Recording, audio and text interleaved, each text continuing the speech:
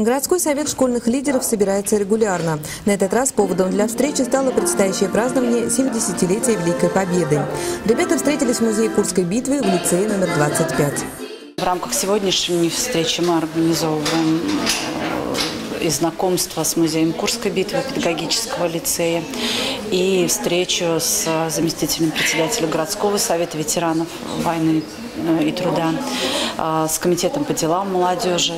О праздничных мероприятиях, о помощи ветеранам войны и просто знании великого исторического события говорили и приглашенные на совет лидеров.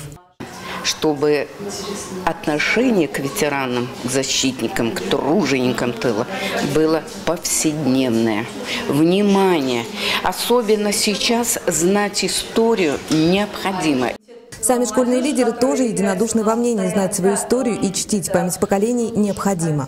Действительно, в преддверии Дня Победы большие надежды возлагаются на Совет лидеров, так как мы, как настоящие лидеры, можем организовать коллектив школы, коллектив молодежных организаций на создание интересных мероприятий, социальных акций, приуроченных к Дню Победы. Татьяна Лисеева, Константин Белов. Наше время.